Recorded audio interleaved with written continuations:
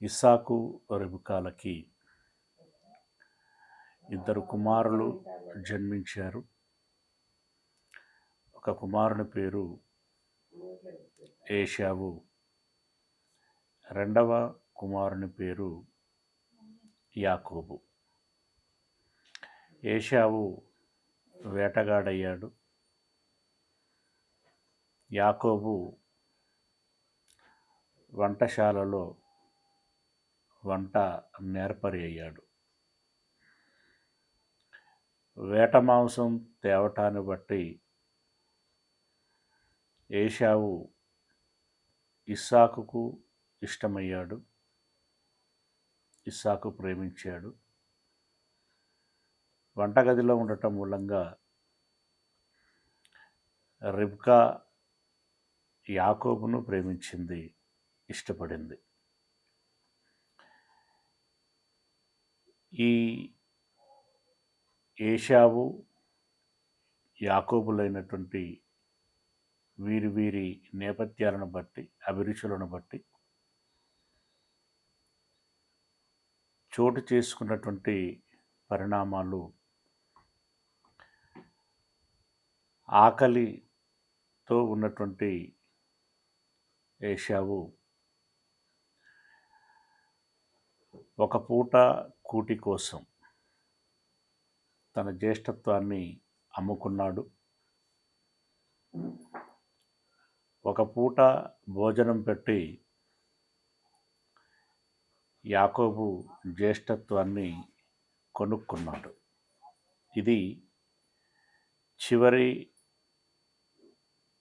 తరగతిలో మనం గమనించినటువంటి విషయం. ఇక ఈ దినమున 26వ అధ్యాయము ప్రారంభ వచనం నుండి గమనించుకుందాం. 26వ అధ్యాయము ప్రారంభ వచనం. అబ్రాహాము దినములలో వచ్చిన మొదటి కరువు కాక మరి ఒక కరువు ఆ దేశములో వచ్చెను. కనాను దేశంలో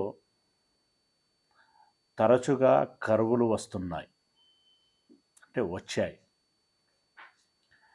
అబ్రహాము గారి యొక్క హయాంలో 2 కరువులు రావటం జరిగింది. ఆ 2 కరువులను బట్టి ఒకసారి అతడు ఐగుప్తునకు వెళ్ళాడు, రెండవ పర్యాయము ఫిలిస్తీన్ల దేశానికి గెరారులోనికి వెళ్ళటం జరిగింది. అదేవిధంగా ఇస్సాకు గారి కుటుంబ జీవితంలో మొదటిసారిగా కరువు వచ్చింది. ఆ కరువును బట్టి వారిని వారు కాపాడుకోవటం కోసం లేదా బ్రతకడం కోసం ఏం చేశారు అనంటే, అప్పుడు ఇస్సాకు గెరారులో ఉన్న ఫిలిస్తీన్ల రాజైన అబీమెలెకు నొద్దకు వెళ్ళెను. అబ్రహాము గారు వెళ్ళినప్పుడు ఈ అబీమెలెకే రాజుగా ఉన్నాడు ఫిలిస్తీన్లకి. ఇస్సాకు గారు వెళ్ళినప్పుడు కూడా అదే అబీమెలెకు రాజుగా ఉన్నాడు. ఇతడు నేరుగా అబీమెలెకు యుద్ధకు వెళ్ళెను. అక్కడ యెహోవా అతనికి ప్రత్యక్షమై, నీవు ఐగుప్తులోనికి వెళ్ళక నేను నీతో చెప్పు దేశమందు నివసించుము, ఆ దేశమందు పరవాసివై ఉండుము, నేను నీకు తోడై ఉండి నిన్ను ఆశీర్వదించెదను.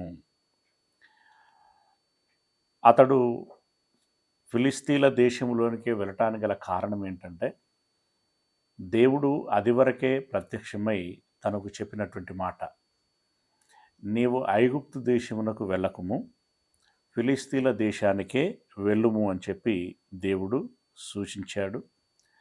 అక్కడ నేను నీకు తోడై ఉండి నిన్ను ఆశీర్వదించెదను, ఏలయనగా నీకును నీ సంతానమునకును ఈ దేశములన్నీ ఇచ్చి నీ తండ్రి అయిన అబ్రహాముతో నేను చేసిన ప్రమాణము నెరవేర్చి ఆకాశ నక్షత్రముల వలె నీ సంతానమును విస్తరింపచేసి ఈ దేశములన్నీ నీ సంతానమునకు ఇచ్చేదను. నీ సంతానము వలన సమస్త భూలోకములోని సమస్త జనులు ఆశీర్వదించబడుదురు. ప్రియులారా, అబ్రహామునకు ఏ ఆశీర్వాదమైతే ఇచ్చాడో అదే ఆశీర్వాదము తిరిగి మరలా ఇస్సాకునకు ఇస్తున్నాడు. ఈ దేశములన్నీ నీకు ఇస్తాను, అలాగే నీకు సంతానమును అనుగ్రహిస్తాను, వారు ఆకాశ నక్షత్రముల వలె విస్తరిస్తారు, నీ సంతానము వలన ఈ లోక జనులు ఆశీర్వదించబడుదురు. అంటే యాజ్ ఇట్ ఈజ్గా అబ్రహామునకు ఏ రకమైనటువంటి ఆశీర్వాదం అయితే ఇచ్చాడో ఇస్సాకునకు తిరిగి అదే ఆశీర్వాదమును ఇస్తున్నాడు. 5వ వచనం, ఎలయనగా ఎందుకు నీకు ఈ ఆశీర్వాదము ఇస్తున్నాను అంటే, అబ్రహాము నా మాట విని నేను విధించిన దాని నా ఆజ్ఞలను, నా కట్టడలను, నియమములను గైకొనెనని చెప్పెను. ప్రియులారా, 18వ అధ్యాయం 19వ వచనంలో ఉన్నటువంటి మాటను బట్టి దేవుడు అబ్రహామును ఎందుకు ఆశీర్వదించాడు అని అంటే, నా ఆజ్ఞలను గైకొనున్నట్లు అబ్రహాము తన సంతానమునకు బోధించినట్టుగా, ఆజ్ఞాపించినట్టుగా నేను చూస్తున్నాను, ఎరుగుచున్నాను గనుక అతన్ని ఆశీర్వదిస్తున్నాను అని అన్నాడు. అంటే ముందే అబ్రహామును గురించి దేవుడు ఎరిగి ఆయన మనస్తత్వాన్ని బట్టి నేను అబ్రహామును ఆశీర్వదిస్తున్నాను అని అన్నాడు. ఇప్పుడేమంటున్నాడంటే, నేను అబ్రహామునకి ఆజ్ఞాపించినటువంటి సంగతులన్నిటిని బట్టి అతడు నడుచుకున్నాడు గనుక, అంతకుముందు నడుచుకుంటాడు అని, ఇప్పుడేమంటున్నాడు, నడుచుకున్నాడు గనుక నిన్ను ఆశీర్వదిస్తున్నాను. అంటే ఇప్పుడు ఇస్సాకుకు ఆశీర్వాదము ఎలా వచ్చింది అనంటే, తన తండ్రి అయినటువంటి అబ్రహాము దేవుని ఆజ్ఞలను అనుసరించి నడుచుకున్నాడు గనక కుమారుడైనటువంటి ఇస్సాకుకి ఆశీర్వాదము వచ్చింది. ప్రియులారా, మనం మొదటి నుండి గమనిస్తున్నాం, చివరాంకం వరకు కూడా తెలియచేస్తున్నటువంటి మాట, తల్లిదండ్రులు దేవుని ఆజ్ఞలను గైకొంటే భౌతిక సంబంధమైన ప్రస్తుత కాలానికి కావలసినటువంటి ఆశీర్వాదములు పిల్లలకి అందుతాయి లేదా పిల్లలకి ఇవ్వబడుతాయి. మన పిల్లలు క్షేమంగా ఉండాలి అనంటే, మన పిల్లలకి తగిన సమృద్ధి అనుగ్రహించబడాలి అనంటే, నీతిమంతుల పిల్లలకి లేమి ఏమియు కలుగక ఉండునట్లు అని అంటాడు. నీతిమంతుల పిల్లలకి లేమి ఏమీ కలుగదు అని అంటుంటాడు. అంటే మన పిల్లలకి లేమి కలగకుండా తగిన సమృద్ధి దేవుని ద్వారా అనుగ్రహించబడాలి అనంటే మనము నీతిమంతులమై ఉండాలి. అనగా దేవుని ఆజ్ఞలను గైకొనేటువంటి వారమై ఉండాలి. దేవుని యందు ఒక భయం, ఒక భక్తి కలిగి మనం జీవించినట్లయితే మనకును మన పిల్లలకును దేవుని ఆశీర్వాదము ఉంటుంది, దేవుని యొక్క కృప ఉంటుంది. దీనిని మనం దృష్టిలో పెట్టుకోవాలి. ఇక్కడ ఇస్సాకు మనకు ఉదాహరణగా కనిపిస్తున్నాడు. ఓకే, అబ్రహాము నా మాట విని నేను విధించిన దాని నా ఆజ్ఞలను, నా కట్టడలను, నా నియమములను గైకొనని చెప్పెను. 6వ వచనం, ఇస్సాకు గెరారులో నివసించెను.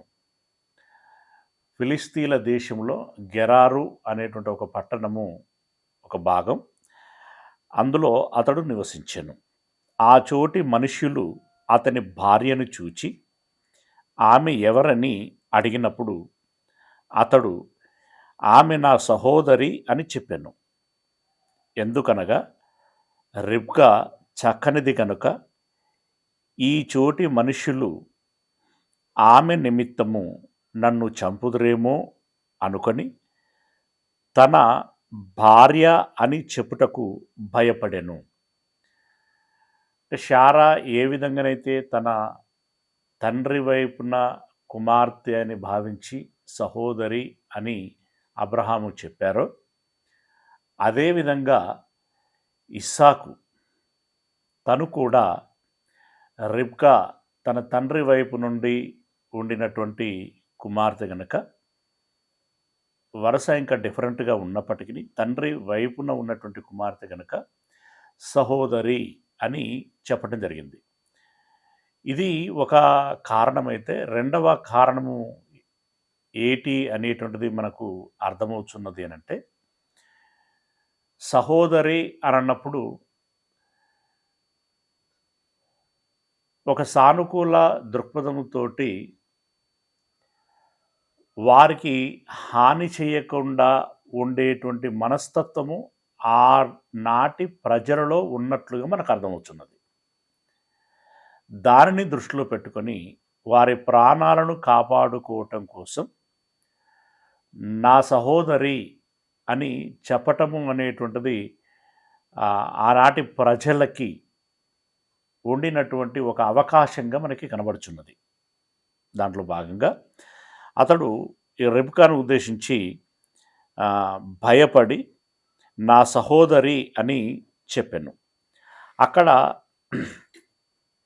అతడు చాలా దినములు ఉండిన తర్వాత ఫిలిస్తీన్ల రాజైన అబీమెలకు కిటికీలో నుండి చూచినప్పుడు ఇస్సాకు తన భార్య అయిన రిబ్కాతో సరసమాడుట కనబడెను. అంటే ఈ ఇస్సాకు అక్కడ కాపురము చేస్తున్నాడు, చాలా దినములు ఉన్నాడు. మరి రాజుగారికి చాలా వ్యాపకాలు ఉంటాయి, చాలా బిజీగా ఉంటారు. ఎవరింట్లో ఏం జరుగుతుంది అని చెప్పి మరీ కిటికీల గుండా తొంగి చూసేటువంటి పరిస్థితుల్లో ఉండరు. బట్ ఈయన ఎందుకు అలా కాన్సన్ట్రేషన్ చేశాడు ఏంటి అనేటువంటి కారణాలు వేరుగా ఉండొచ్చు. ఎందుకంటే అబ్రహాము విషయంలో ఒక అనుభవం తనకు ఎదురైంది. అలా అనుమానంతో అతడి పట్ల దృష్టి పెట్టినట్లున్నాడు. అయితే ప్రజలకేమో నా సహోదరి అని చెప్పాడు, ఇంటిలోనేమో తన భార్యని ఎలా ట్రీట్ చేస్తాడో అలా ట్రీట్ చేస్తున్నాడు. ఇదేంటి సహోదరి అని అన్నాడు, సరసమాడుతున్నాడు ఏంటి అని చెప్పి రాజుగారికి అనుమానం వచ్చింది. ఆ అనుమానంతో ఇస్సాకును అడుగుచున్నాడు. ఏమని అడుగుచున్నాడు అంటే, అప్పుడు అబీమెలకు ఇస్సాకును పిలిపించి, ఇదిగో ఆమె నీ భార్యయే,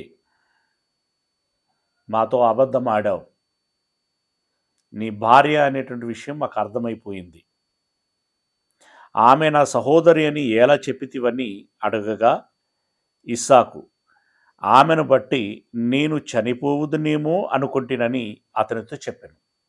ఎందుకు నా సహోదరి అని చెప్పానంటే, భయపడి ఆమెను బట్టి నాకు ప్రాణాపాయము ఉంటుంది, చనిపోతానేమో అని చెప్పి నేను నా సహోదరి అని చెప్పాను అని చెప్పి తను సమాధానం ఇచ్చాడు. అందుకు అబీమెలకు, నీవు మాకు చేసిన ఈ పని ఏమి? నీ తండ్రి అయినటువంటి అబ్రహాము సందర్భంలో మేము ఇంకా ఏ పాపము చేయక మునిపే మాకు శాపం వచ్చింది, కేవలం శారాను మా ఇంటికి తీసుకెళ్ళినందుకు.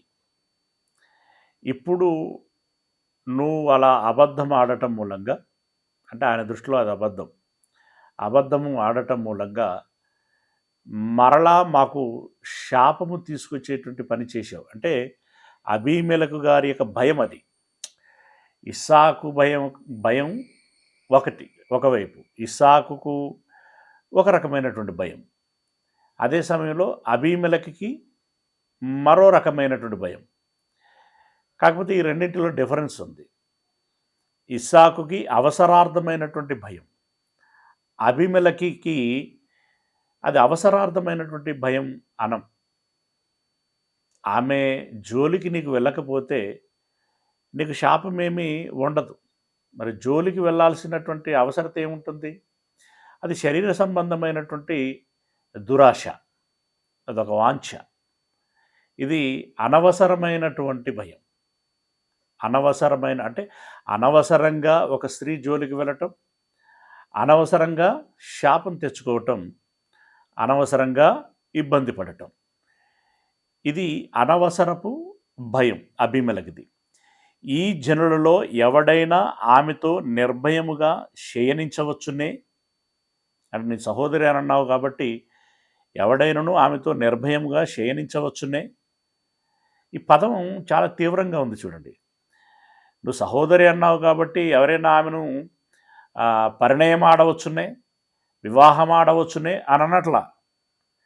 అదంటే కొంచెం లీగలైజ్డ్గా ఉండేది, చాలా పద్ధతిగా ఉండేది.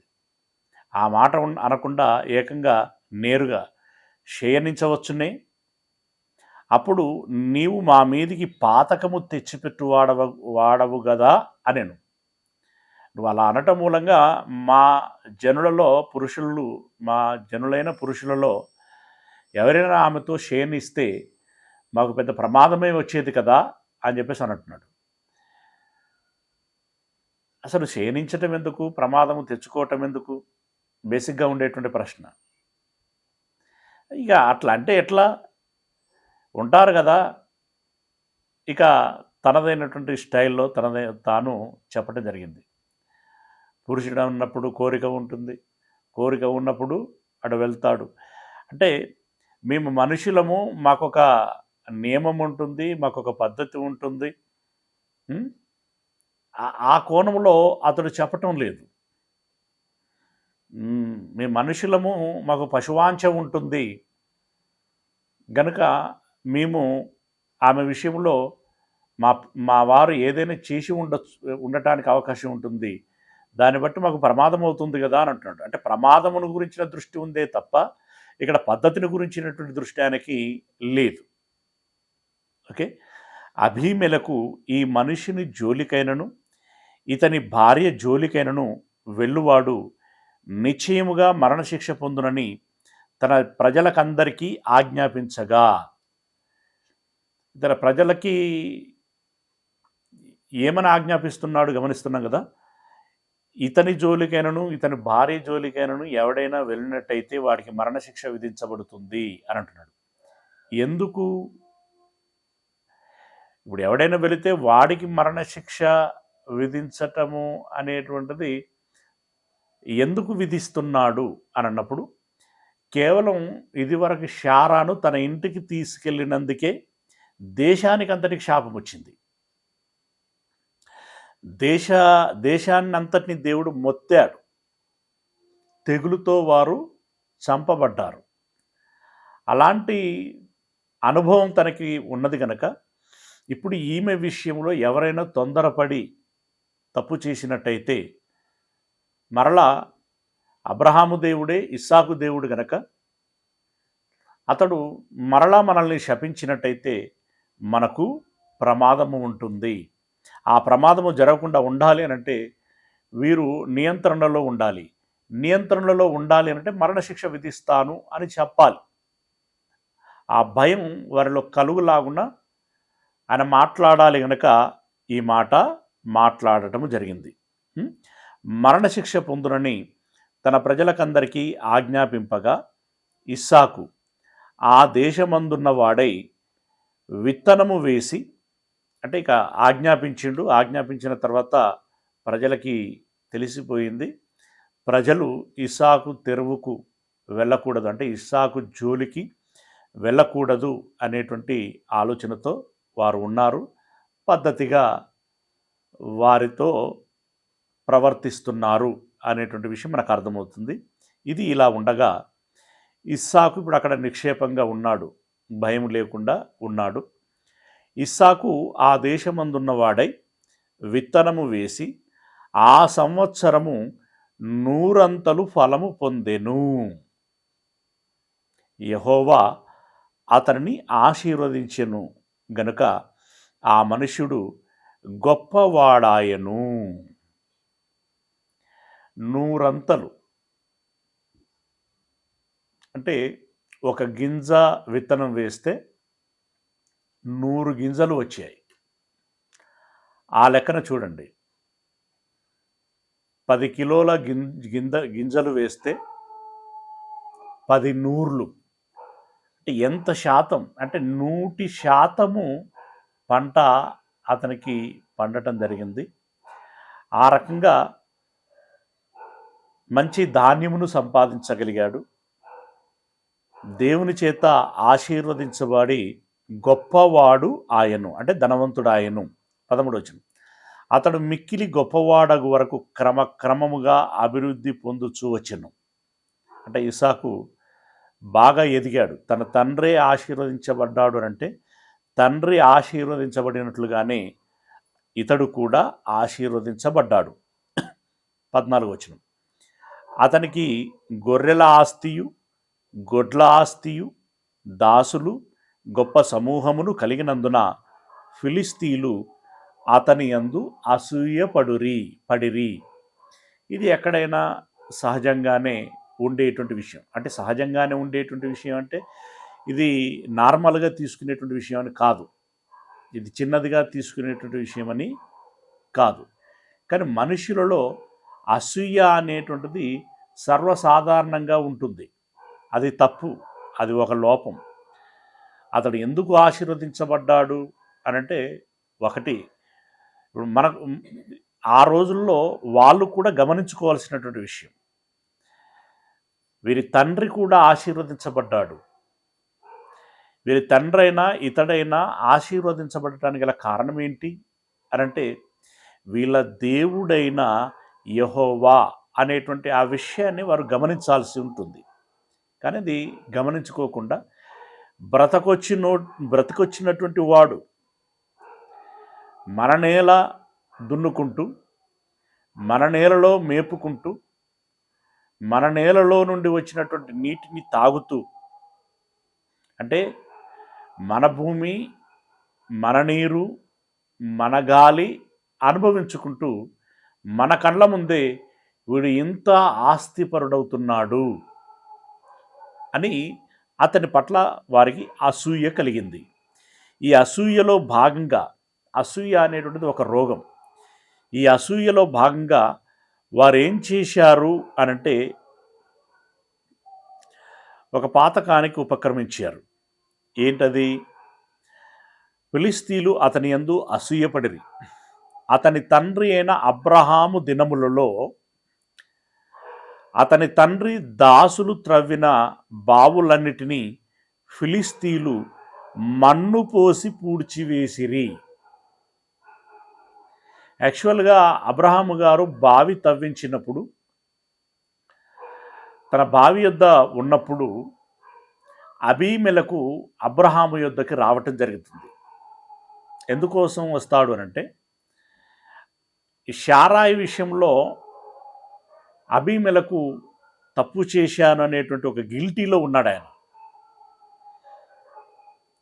ఆ బాధలో ఉన్నాడు, భయములో ఉన్నాడు. ఎందుకంటే సమస్య వచ్చింది కాబట్టి, వాళ్ళకి అది తెలుసు కాబట్టి. అయితే అబ్రహాము గారు ఆశీర్వదించబడి ఇప్పుడు ఇలా బావులు తవ్వి వ్యవసాయం చేస్తూ ఆయన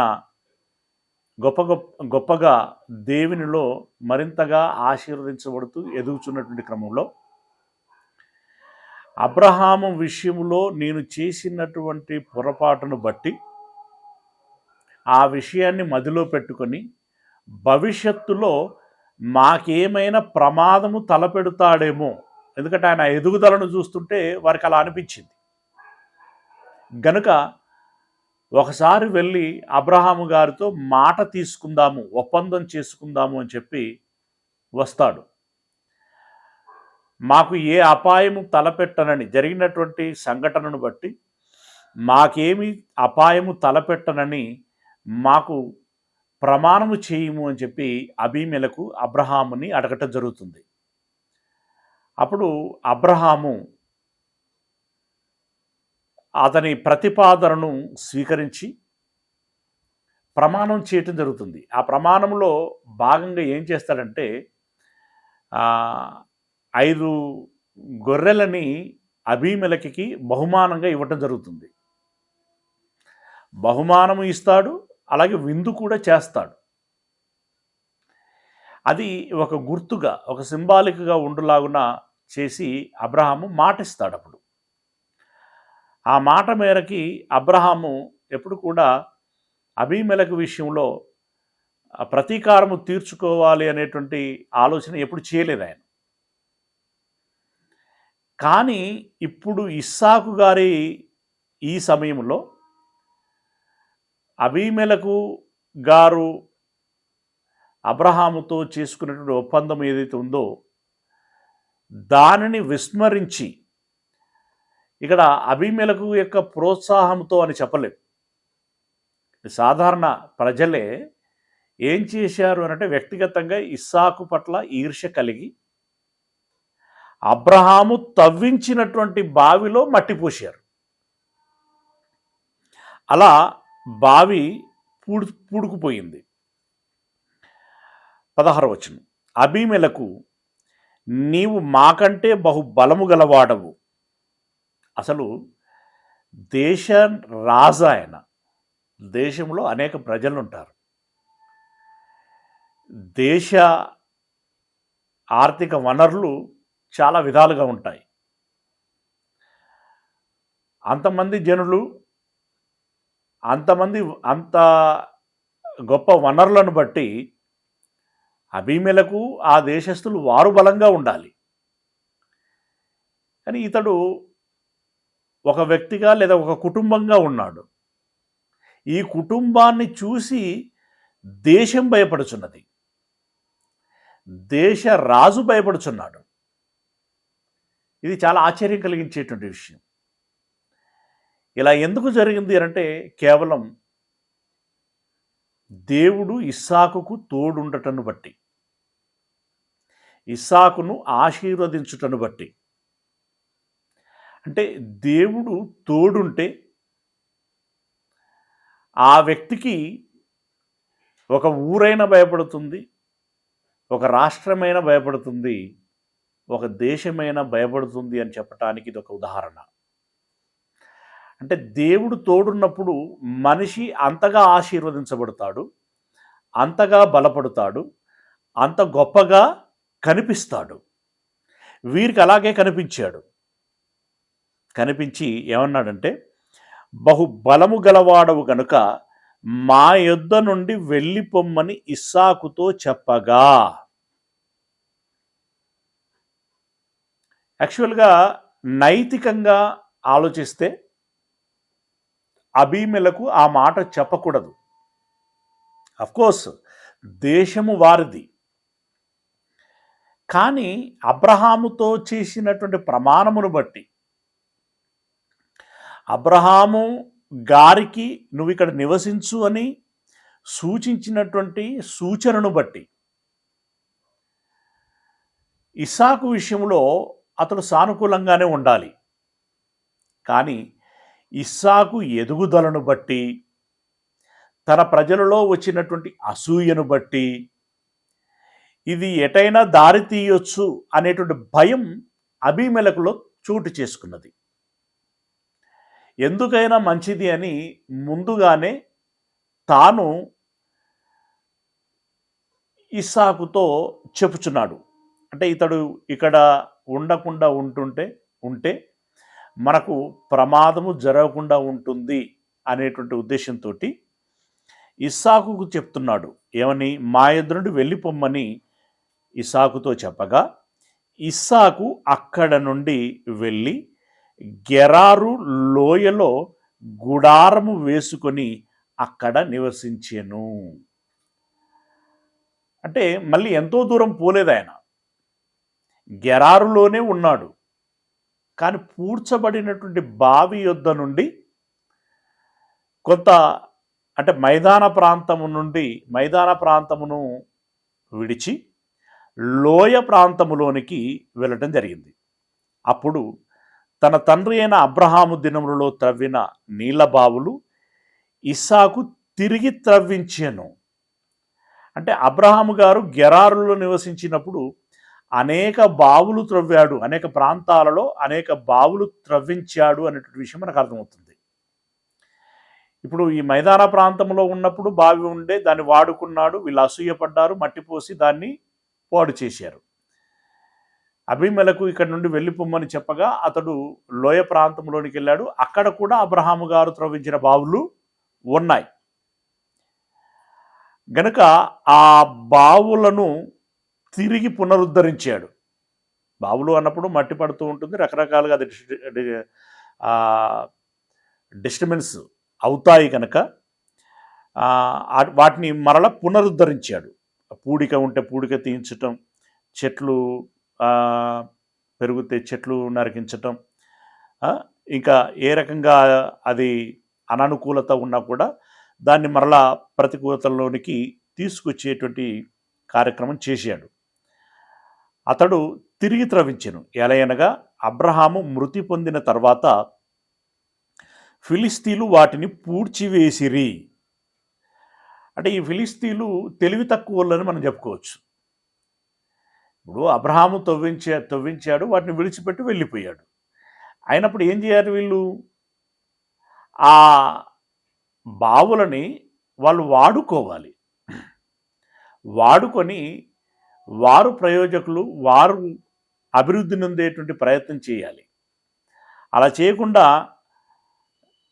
నీళ్లు వచ్చేటువంటి బావులను పూడ్చివేశారు అనంటే అది చాలా తెలివి తక్కువ పని.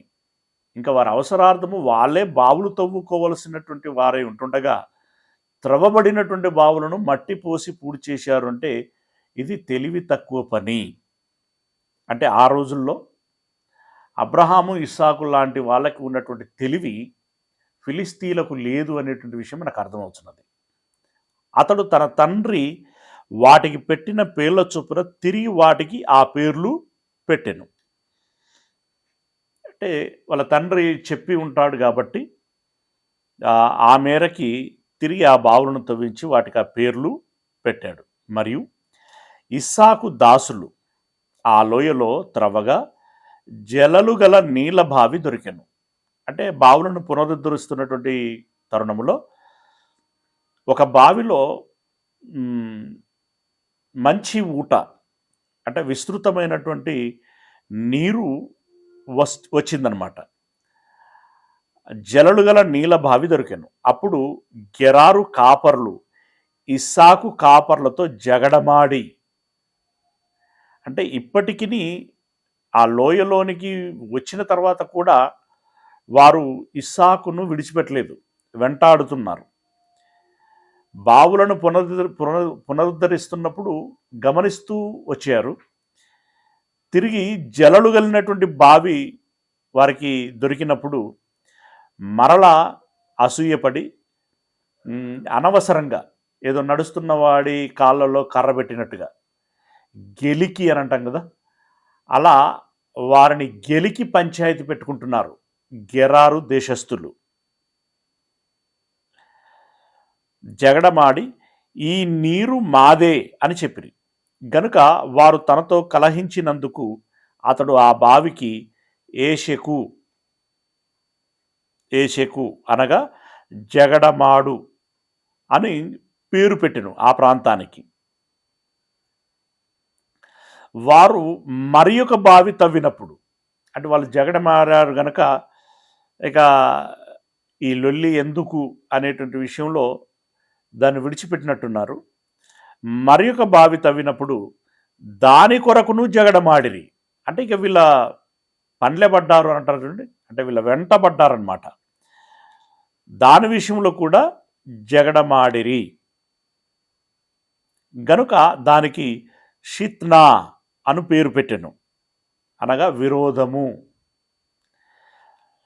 జగడము, విరోధము అనే అర్థాలు వచ్చేటట్టుగా ఏషేకు, షిత్నా అనేటువంటి పేర్లు పెట్టడం జరిగింది. అతడు అక్కడ నుండి వెళ్ళి మరి ఒక బావి త్రవ్వించెను. అంటే ఎంత ఓపిక ఎంత ఓపిక అనేటువంటి విషయం మొదట గమనించాలి. వాళ్ళు ఎంతగా వెంటపడ్డారు అనేటువంటి విషయం ఒకటైతే, ఆయనకి ఎంత ఓపిక అనేటువంటి విషయం అర్థం చేసుకోవాలి.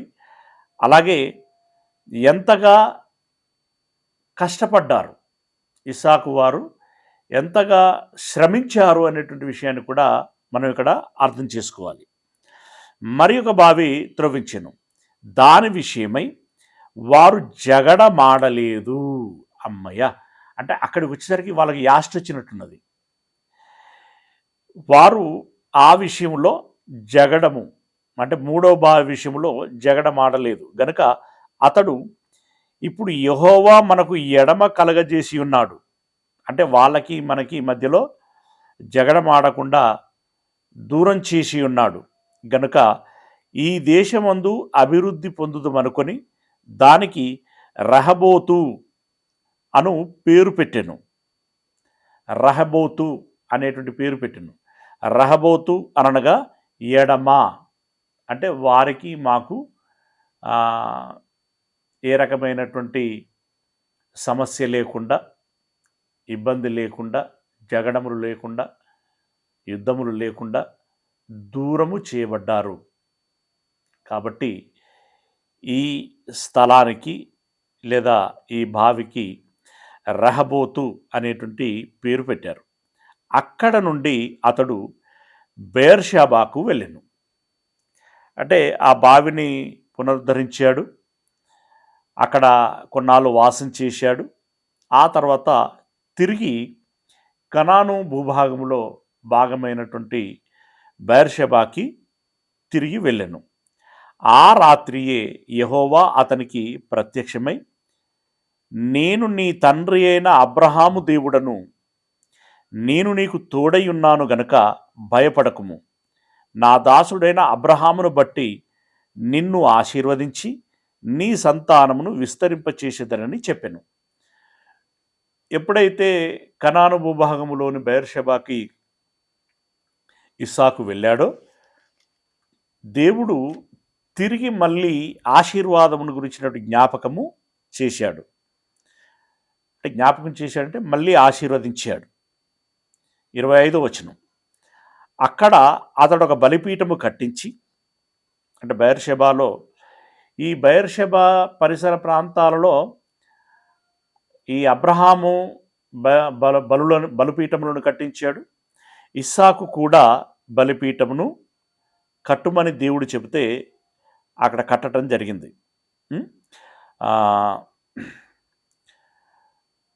దేవుడు ఆశీర్వదించాడు, నా దాసుడైన అబ్రహామును బట్టి నిన్ను ఆశీర్వదించి నీ సంతానమును విస్తరింపచేసేదని చెప్పాను. అక్కడ అతడు ఒక బలిపీఠమును కట్టించి యెహోవా నామమున ప్రార్థన చేసి అక్కడ తన గుడారము వేసెను. అప్పుడు ఇస్సాకు దాసుడు అక్కడ బావి త్రవ్విరి, అంటే బెయేర్షెబాలో మరొక బావి తవ్వారు. అంటే ఇక్కడ ఇస్సాకు బలిపీఠము కట్టి బలి అర్పించారు, దేవుడు దాన్ని అంగీకరించాడు, దాన్ని స్వీకరించాడు. ఆ అంగీకారమునే మనం ఇందాక మాట్లాడుకున్నటువంటి మాట, బలిపీఠమును కట్టుమన్నాడు దేవుడు.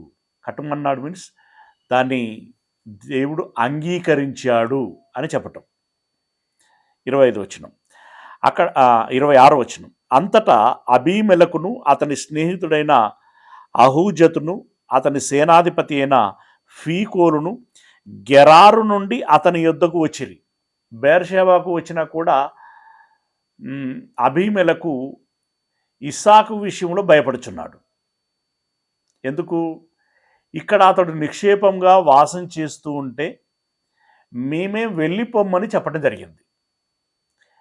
రాజుగా నేను అతనికి ఆజ్ఞాపించడం జరిగింది, నా ప్రజలు కూడా అతని వెంట పడ్డారు. అతడు ఇక్కడి నుండి బెయేర్షెబాకు వెళ్ళిపోయాడు. వెళ్ళిపోయినా మేము పెట్టిన ఇబ్బంది ఆయన జ్ఞాపకాలలో ఉంటుంది కదా, దాన్ని బట్టి మరలా అతడు ఏమైనా చేయొచ్చు కదా అనేటువంటి ఉద్దేశంతో ఈ రాజుగారు ఏం చేశారంటే, అతడు స్నేహితుడైనటువంటి ఆహాజతును అతని సేనాధిపతి అయినటువంటి ఫీకోలును గెరారు నుండి అతని యొద్దకు వచ్చిరి. అంటే ముగ్గురు వ్యక్తులు అతని యొద్దకు వచ్చారు ఇస్సాకు యొద్దకి. ఇస్సాకు, మీరు నా మీద పగబట్టి మీ యొద్ద నుండి నన్ను పంపివేసిన తర్వాత ఎందు నిమిత్తము నా యొద్దకు వచ్చి ఉన్నారని వారిని అడగగా, వారు, నిశ్చయముగా యెహోవా నీకు తోడయ్యుండుట చూచితిమి. ఎలా తోడయ్యున్నాడు అనంటే,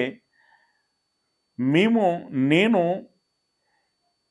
ఈ ప్రాంతం నుండి వెళ్ళిపోమ్ము అని చెబితే నువ్వు గెరారు లోయలోనికి వెళ్ళావు. అక్కడ నీవు ఏ బావి తవ్వించినా నీకు జలలు గల బావులు వచ్చాయి. నువ్వు చాలా పంట పండించుకున్నావు, చాలా ఐశ్వర్యవంతుడు అయ్యావు. దీన్ని బట్టి దేవుడు నీకు తోడై ఉన్నాడు అనేటువంటి విషయం అనుభవపూర్వకంగా చూశాం. గనుక మనకు అనగా మాకును నీకును మధ్య ఒక ప్రమాణము ఉండవలననియు, అంటే ఒక ఒప్పందం ఉండవలననియు, మేము నిన్ను ముట్టక నీకు మేలే తప్ప మరేమీ చేయక నిన్ను సమాధానముగా పంపివేసితిమి. ఇతడు కూడా సమాధానం అనేటువంటి మాట మాట్లాడాడు, కానీ వాస్తవానికి సమాధానంగా పంపివేయలే. అంటే రాజుగారు చెప్పటం మర్యాదగా చెప్పాడు. ఇక ఈ భూమిని విడిచి వెళ్ళిపోమని చెప్పటం వరకు మర్యాదగానే చెప్పాడు. కానీ ప్రజలు అలా ట్రీట్ చేయలే. ప్రజలు వెంటపడ్డారు. ఇప్పుడు తవ్విన బావులలో మట్టి పోసి పూడ్చి చేయటం ఏంటండి? మరి దారుణం కాకపోతే అక్కడ సమాధానం ఎక్కడుంది కదా? ఒక బావి తవ్వుకుంటే ఆ బావిని పాడు చేసిరి, మళ్ళొక బావిని తవ్వుకుంటే ఆ బావిని పాడు చేసిరి. ఇలా బావులను తవ్వుకుంటూ పోతుంటే వారు అసూయపడి కొన్నిటిని మట్టిపోసి పూడి చేసిరి, కొన్నిటిని ఆక్యుపై చేసిరి. ఎందుకు గొడవ అని చెప్పి ఇతడు మరొక బావి ఇలా తవ్వుకుంటూ అతడు వెళ్ళి, ఇక్కడ సమాధానం ఎక్కడుంది?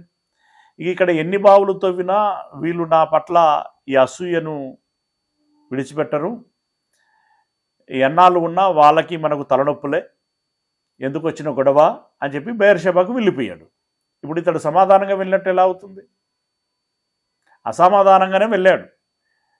రాజుగారు అధికారికంగా సమాధానంగా వెళ్ళిపోమని చెప్పాడు, కానీ ఆ రాజ్యములోని జనులు మాత్రం అతనితో గొడవపడి పంపించారని చెప్పచ్చు. సరే, ఇతడు మాత్రం తనదైనటువంటి విధానంలో నేను నిన్ను సమాధానంగా పంపివేసితిమి గనక నీవును మాకు కీడు చేయకుండానట్లు నీతో నిబంధన చేసుకొందుమనియు అనుకొంటిమి. ఇప్పుడు నీవు యెహోవా ఆశీర్వాదము పొందిన వాడవనిరి. దేవుని యొక్క ఆశీర్వాదము, దేవుని యొక్క తోడు ఇస్సాకుకు ఉన్నదని ఇస్సాకు యొద్దకు వచ్చి గౌరవప్రదంగా ప్రమాణము చేయించుకునేటువంటి ప్రయత్నం చేస్తున్నారు. అదే దేవుడు తోడు లేకపోతే, దేవుని ఆశీర్వాదం లేకపోతే ప్రమాణము కాదు, చంపి పాతి పెట్టేవారు. ఏమండి? ఎందుకంటే దేవుడు వీరికి తోడై ఉన్నాడు గనుక వీరి విషయంలో మనం ఏదైనా కీడు తలపెడితే వీళ్ళ దేవుడు మనలను శిక్షిస్తాడు అనేటువంటి భయం వారికి ఉంది గనుక ఆ మాత్రపు గౌరవం ఇచ్చారు వాళ్ళు. అదే దేవుడు తోడు లేకపోతే గౌరవము ఇవ్వకపోగా ప్రాణాపాయము తలపెట్టేవారేమో. కనుక ప్రియులారా, దీన్ని బట్టి కూడా మనం గమనించుకోవాల్సినటువంటి విషయం ఏంటంటే దేవుడు మనకు తోడుగా ఉండాలి. దేవుడు మనకు తోడుగా ఉంటే ఎదుటివారు మనల్ని కొంత గౌరవించడానికి అవకాశం ఉంటుంది. మన విషయంలో కొంచెం ఆచితూచి జాగ్రత్తగా ఉండటానికి అవకాశం ఉంటుంది. కనుక దేవుడు తోడుగా ఉండాలి అని మనం కోరుకోవాలి. దేవుడు తోడుగా ఉండాలి అంటే దేవుని ఆజ్ఞలను మనం గైకొనాలి. ఓకేనా? దేవుని ఆజ్ఞలను మనం గైకొనాలి. దేవుని ఇష్ట ప్రకారంగా మనం బ్రతకాలి. అప్పుడు దేవుని చిత్తం చొప్పున మనం బ్రతికినప్పుడు దేవుడు మనకు తోడై ఉంటాడు. Okay, right. కీడు చేయకుండానట్లు నీతో నిబంధన చేసుకుందుమని అనుకుంటుంది. ఇప్పుడు నీవు యెహోవా ఆశీర్వాదం పొందినవాడవనిది. అతడు అంటే ఇస్సాకు వారికి విందు చేయగా వచ్చిన ఆ ముగ్గురు అన్నపానములు పుచ్చుకొనిరి. తెల్లవారినప్పుడు వారు లేచి ఒకరితో ఒకడు ప్రమాణము చేసుకునిరి. ఓకే, ఇస్సాకు లివిట్ చేశాడు. తనకు వాళ్ళు చేసినటువంటి ఇబ్బంది ఏదైతే ఉందో దాని అంతటిని క్షమించేశాడు. సరే, నేను అదేం మనసులో పెట్టుకోను, మీకు ఏ హాని తలపెట్టను అని చెప్పి మాట చేశాడు. వారు కూడా ఇతనికి మాట చేశారు. తర్వాత ఇస్సాకు వారిని సాగనంపగా వారు అతని యొద్ద నుండి సమాధానముగా వెళ్ళిరి. అంటే అమ్మయ్య, ఒప్పందం చేసుకున్నాం, ఓ పని అయిపోయింది, భయం వీడింది అని చెప్పి సమాధానంగా వెళ్ళిపోయారు. ఆ దినమందే ఇస్సాకు దాసులు వచ్చి తాము త్రవ్విన బావిని గూర్చి అతనికి తెలియజేసి మాకు నీళ్లు కనబడినవని చెప్పిరి. ఎక్కడ? బయర్షెబాలో నీళ్లు కనబడినవని చెప్పిరి గనక దానికి షేబా అను పేరు పెట్టెను. షేబా అను పేరు పెట్టెను. కాబట్టి నేటి వరకు ఆ ఊరి పేరు బెయేర్షెబా. అంటే బెయేర్షెబా అనేటువంటి పేరు ఆ ప్రాంతానికి ఎందుకు వచ్చింది? ఇతడు బెయేర్షెబాకు వచ్చాడని చదువుకుంటున్నాం, కానీ ఇతడు ఆ పేరు పెట్టక మునుపు అక్కడ బెయేర్షెబా అనేటువంటి పేరు మీద ఏ ప్రాంతము లేదు. అతడు వచ్చి బావి తవ్వుటను బట్టి, నీళ్లు విస్తారముగా పడుటను బట్టి దానికి షేబా అని పేరు పెట్టాడు. ఈ షేబా అనేటువంటి పేరు ఎందుకు పెట్టాడంటే వారిరువురు ఒప్పందం చేసుకున్నారు కదా, ప్రమాణం చేసుకున్నారు కదా. షేబా అనేటువంటి పేరునకు అర్థం కింద ప్రమాణము అని ఇచ్చాడు. రైట్, ఆ ప్రమాణమునకు అర్థం వచ్చేటువంటి విధంగా షేబా అనేటువంటి పేరు. బెయేర్షెబా, షేబా అంటే ప్రమాణము, బెయేర్షెబా అనేటువంటి పేరు పెట్టి అదొక మార్కుగా ఉండలాగున చేశాడు. ఇప్పటికీ బెయేర్షెబా అనేటువంటి పేరు ప్రమాణంలో ఉండింది. 34వ వచనం. ఏశావు 40 సంవత్సరముల వాడైనప్పుడు హిత్తీయుడైన బెయేరి కుమార్తెయగు యహూదీతును, హిత్తీయుడైన ఏలోను కుమార్తెయగు బాషెమతును పెండ్లి చేసుకొనెను. ఇక్కడ అంటే కంప్లీట్గా ఇప్పుడు ఇతడు బెయేర్షెబాకు వచ్చిన తర్వాత ఈ హెబ్రోను, ఈ బెయేర్షెబా, ఈ ప్రాంతములలో రకరకాల జాతుల వారు ఉన్నారు. ముఖ్యంగా హిత్తీయులు ఉన్నారు. హిత్తీయులు అనేటువంటి జాతి వారు ఉన్నారు. హిత్తీయులకి ఆ పేరు ఎలా వచ్చిందంటే హేతు సంతానం అక్కడ విస్తరించటను బట్టి ఆ జనులకి హిత్తీయులు అనేటువంటి పేరు వచ్చింది. హేతు అనేటువంటి వాడు కనాను సంతానంలో ఒకడు. అయితే ఇప్పుడు ఏశావుకు పెండ్లి వయస్సు వచ్చింది. 40 సంవత్సరాల వాడైనప్పుడు అతడు వివాహం చేసుకున్నాడు. ఇక్కడ కూడా ఏశావు కొంచెం తొందరపాటుకు పూనుకున్నాడని మనం చెప్పుకోవచ్చు. ఎందుకంటే అబ్రహాము తన కుమారునికి వివాహం చేయటానికి ఎక్కడ అమ్మాయిని తీసుకురావాలని భావించాడు అనంటే తన కుటుంబం వారు, తన బంధువులైనటువంటి వారి యొక్క కుమార్తెను ఇస్సాకుకి వివాహం చేయాలని తలంచి దాసుని ఇచ్చి మరి పనిగట్టుకొని పంపించి ఆ రిబ్కాను తీసుకొచ్చి వివాహం చేయడం జరిగింది. మరి మా తాతయ్య ఎందుకు ఇలా చేసి ఉంటాడు అనేటువంటి ఆలోచన ఏశావు చేయవలసి ఉండే. కానీ ఏం జరిగిందో తెలియదు. ఇస్సాకుతో మాట్లాడా, మాట్లాడలేదా, ఇస్సాకు దానికి సమ్మతించాడా, సమ్మతించలేదా, ఇదంతా వివరణ మనకు లేదు. మేబీ సమ్మతించి ఉండొచ్చు అని కూడా అనిపిస్తూ ఉంటుంది, ఎందుకంటే వాళ్ళ రిలేషన్ బట్టి. కానీ మెట్టుకి ఏం చేశాడు అంటే, ఏశావు ఈ కనానీయులలో హిత్తీలైనటువంటి వారి యొక్క కుమార్తెలలో బెయేరి కుమార్తెయగు యహూదీతును, హిత్తుడైన ఏలోను కుమార్తెయగు బాషెమతును పెళ్లి చేసుకును. అంటే ఇద్దరు స్త్రీలను వివాహం చేసుకున్నాడు అతడు. వారిరువురు కూడా హిత్తీయులు. వీరు ఇస్సాకునకు రిబ్కాకును మనోవేదన కలుగజేసిరి. ఎవరు? కోడన్లు అత్తామామలకు మానసికంగా హింస కలగజేశారు. అంటే కోడన్లుగా ప్రవర్తించలేదు, అత్తామామలని సరిగ్గా ట్రీట్ చేయలేదు, ఏదో ఇబ్బంది పెట్టారు. మొత్తానికి వీరు 35వ వచనం, వీరు ఇస్సాకునకును రిబ్కాకును మనోవేదన కలుగజేసిరి. ఏ రకంగా మనోవేదన కలగజేశారు అనేటువంటి వివరణ కూడా అక్కడ లేదు. మొత్తానికి మాత్రం ఈ కోడళ్లను బట్టి ఇస్సాకు రిబ్కాలు చాలా బాధపడ్డారు, నొచ్చుకున్నారు. ఇది ఇక్కడ మనం గమనించాల్సినటువంటి విషయం. ఏశావు విషయంలో దేవుడు బాధపడ్డది ఒకటి ఉంది. ఏంటి అది అనంటే, జ్యేష్ఠత్వపు హక్కును అమ్ముకోవటం. ఓకే, ఒక పూట కూటి కోసం జ్యేష్ఠత్వాన్ని అమ్ముకోవటం అనేటువంటి విషయంలో దేవుడు బాధపడ్డాడు.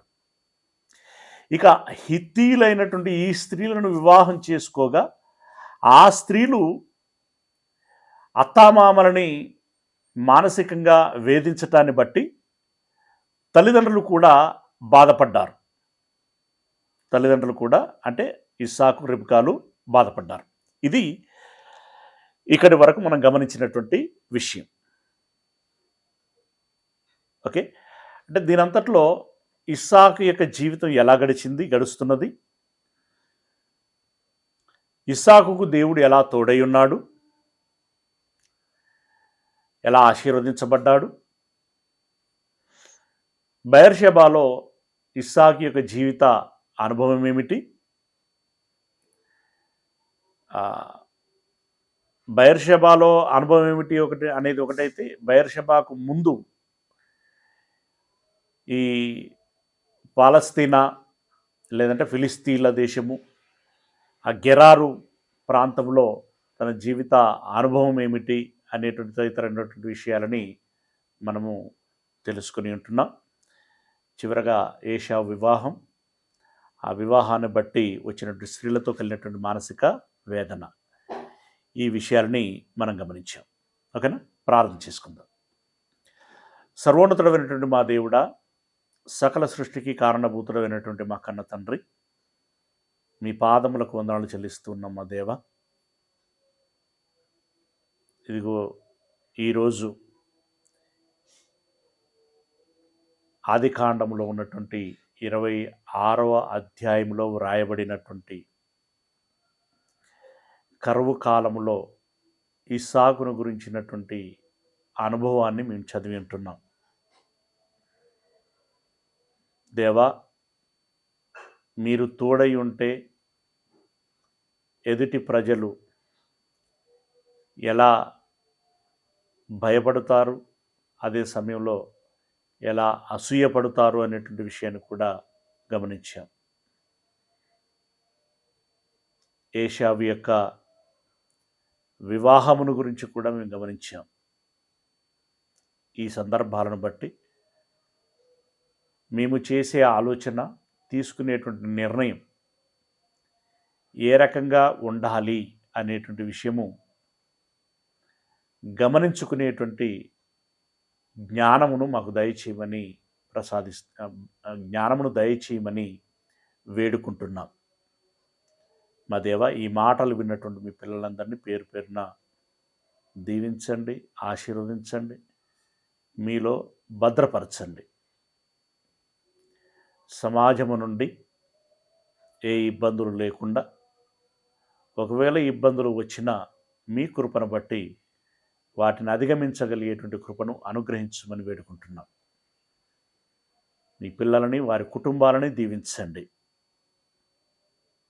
తండ్రి. ఈ దినపు పనులలో, ప్రయాణంలో, ప్రయాసలో మీరు తోడై ఉండుమని మమ్మల్ని అందరినీ మీ చేతులకు అప్పగించుకుంటూ, మీ ప్రియకుమారుడు మా ప్రభువునైనటువంటి క్రీస్తు యేసుల వారి అత్యంత పరిశుద్ధ నామమున ప్రార్థించి విన్నపించుకుంటున్నాం మా పరమ తండ్రి.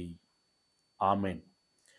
మన కన్న తండ్రి అయినటువంటి దేవుని ప్రేమ, ప్రభు అయినటువంటి యేసుక్రీస్తు వారి యొక్క కృపారక్షణ, పరిశుద్ధాత్మీయ అన్యోన్య సహవాసము, సహాయము ఈ మాటలు విన్నటువంటి మనందరికీ, విన్న మాటలలో గమనించి, గ్రహించి, స్వీకరించుకోవలసినటువంటి విషయాలను స్వీకరించుకొని, అలవర్చుకోవలసినటువంటి పద్ధతిని అలవర్చుకొని, దేవుని నిత్య కృపకు పాత్రలము కావాలని ప్రయత్నం చేసేటువంటి ప్రతి బిడ్డకి తన ప్రయత్నం అంతటిలో ఎల్లకాలము తోడయుండును గాక. ఆమెన్.